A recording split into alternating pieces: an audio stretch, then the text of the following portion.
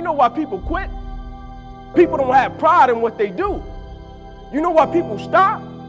They're selfish and it's just about them. But when you have a bigger purpose to why you're doing what you're doing and you want to honor the sacrifices that others have made for you, it's nothing for you to keep going when you hit adversity. If every decision and choice you make is just about you, at a certain point you're going to hit something that's a lot tougher than you, and it's going to make you quit because you don't have a driving force for why you do what you do. But when I got up to the University of Tennessee, it was simple. It was simple for me to give everything I had.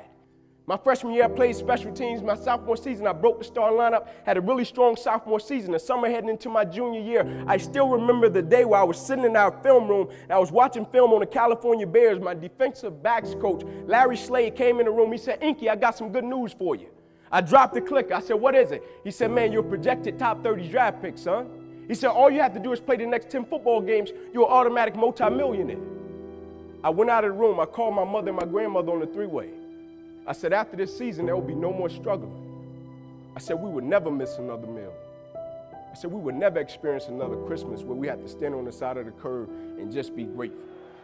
And I hung it up. First football game, I went out, played great, got an interception, shut Cal down. Second game, we're playing against Air Force, got late in the game, fourth quarter, guy dropped back, he threw the ball to a receiver coming down my sideline. Me and the guy, we went head on. As soon as I hit the guy, I felt as if every breath in my body left. Body went completely limp, fell to the ground, I blacked out. Never happened to me before. When my eyes opened, I'll never forget, my teammates ran over, they said, "Ink, get up, let's go." I said, "I can't." I said, "I can't move." They said, "What do you mean you can't move? You're our lockdown corner, man, we need you, let's go." I said, "I know, man, but this time I can't move." I flipped my head up to the sky, I said, "God," I said, "surely nothing is happening in this moment that can alter my life." They got me over to the hospital, they took me back, they ran CAT scans, they brought me back into my room, and all in a 15-second time frame, the doctor came running in from the opposite side. He said, "Hey, get in here, we gotta rush this guy back to emergency surgery, he's about to die." I said, "What?" He said, "Son, you have busted up subclavian artery in your chest, you're bleeding internally, we have to rush you back, take the main vein out of your left leg, plug it into your chest in order to save your life."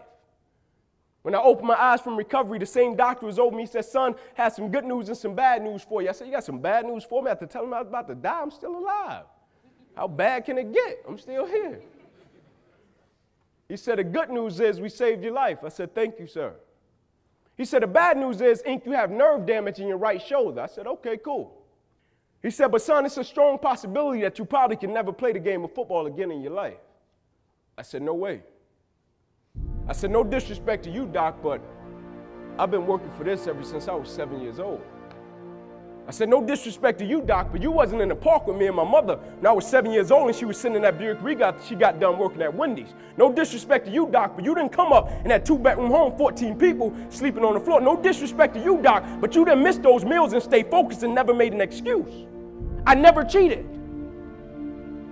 I never cheated. Like my conscience still until this day won't let me, like I can't cheat. I can't look myself in the mirror and say, Ink, you did a good job knowing that I cheated. I can't cheat. One of the greatest pieces of advice that my mother gave me was this: son, whenever you start, you make sure you finish it. And the problem with the world today, people get involved with things, and if they don't like a certain person, if they don't like the process, if it's not what they thought it was, they quit. And what they don't understand about quitting becomes a habit that doesn't just affect you. Later on in life, when you get a wife and you get some kids or you get a family, it's going to come back to hunt you, and it will one day affect them.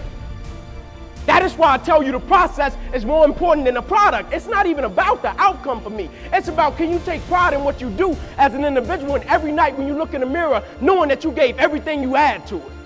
And we have to get to the point where we're willing to impose our will on certain things. Impose your will on it. My life totally changed. And they gave me an opportunity to stop. And most people, when you give them an opportunity to stop while they're chasing something, they take advantage of it because they feel as if, man, why did this have to happen to me? I felt as if, why not me? This is the perfect opportunity to use this to be a blessing to somebody else. And you know what? It's not even about me, to be truthful. It's not even about me. Now it's about repaying the people that invested in me and saw something in me when I couldn't see it in myself. At a certain point in life, it can't just be about you. And the moment that we understand that, and every day we wake up, we understand that life is a blessing and life is a gift. And if you were to check out today, how would you want to be remembered? It's bigger than you.